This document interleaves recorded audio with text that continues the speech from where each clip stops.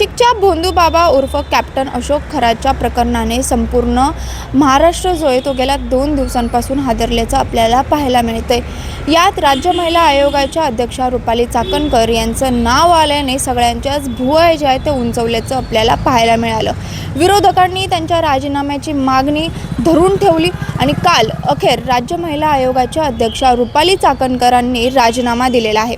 खरं पाहायला गेलं तर जेव्हा यात रुपाली चाकणकरांचं नाव आलं म्हणजेच जो भोंदू अशोक खरात होता त्याच्या संस्था जी होती त्याच्या विश्वस्तपदी रुपाली चाकणकर होत्या आणि जेव्हा ही माहिती समोर आली तेव्हा राष्ट्रवादी काँग्रेसच्या रुपाली पाटील यांनी अगदी रान उठवल्याचं पाहायला मिळालं। जो अशोक खरात आहे आणि रुपाली चाकणकर आहे त्यांच्या CDRची मागणी त्यांनी केली।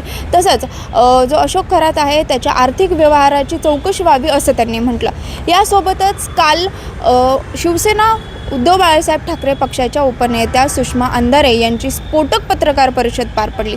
यात त्यांनी रुपाली चाकणकरांवरती अनेक गंभीर आरोप केले, ज्यातला महत्त्वाचा आणि विशेष आरोप असा होता की रुपाली चाकणकरांनी अनामिका केलेली आहे। या सगळ्या पार्श्वभूमीवरती मुख्यमंत्र्यांनी रुपाली चाकणकरांना अध्यक्षपदाचा राजीनामा देण्याच्या सूचना केल्या। यासोबतच मिळालेल्या माहितीनुसार शुक्रवारी सकाळीच राष्ट्रवादी काँग्रेसकडून रुपाली चाकणकरांना राजीनामा देण्याचे आदेश देण्यात आले होते।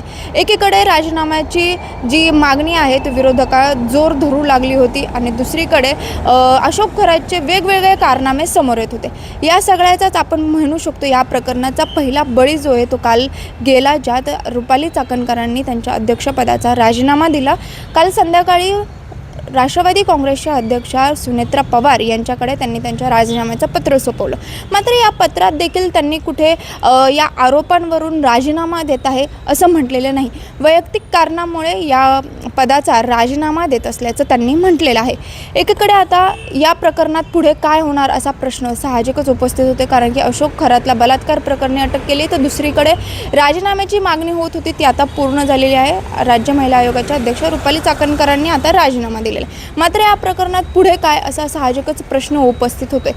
खरं पाहायला गेलं तर आता इथून पुढे जी आहे ती चौकशीला एक वेगळंच वळण मिळू शकतं, कारण की रुपाली चाकणकरांच्या नार्को टेस्टची मागणी केलेली आहे।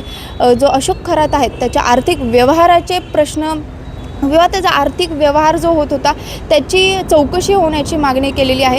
तसंच या सगळ्यात पाहायला गेलं तर वेगवेगळे कोणते राजकारणी अजून संबंधित आहेत का, कारण राजकारणी म्हणजे काय असं लोकप्रतिनिधी लोकांमधून निवडून येणारा असतो, लोकांसाठी एक वेगळं उदाहरण जे आहे ते सेट करत असतात। मात्र त्याच्याशी कोणाशी असं संबंध आला तर कितपत चुकीचं आहे, लोकांसमोर एक चुकीचं एक्झाम्पल या सगळ्यातून जाऊ शकतं, पसरू शकतं, सेट होऊ शकतं।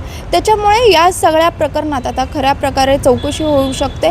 आता या प्रकरणात नेमकं पुढे काय होतं हे पाहणं महत्त्वाचं असेल, कारण की रुपाली चाकणकरांनी अखेर राजीनामा दिलेला आहे। अशोक खरातला अटक करण्यात आलेली आहे। आता नार्को टेस्ट होणार का, आर्थिक व्यवहाराची कशा प्रकारे चौकशी होते हे पाहणं महत्त्वाचं असेल। शिवानी लकडे, टाइम्स ऑफ महाराष्ट्र, पुणे।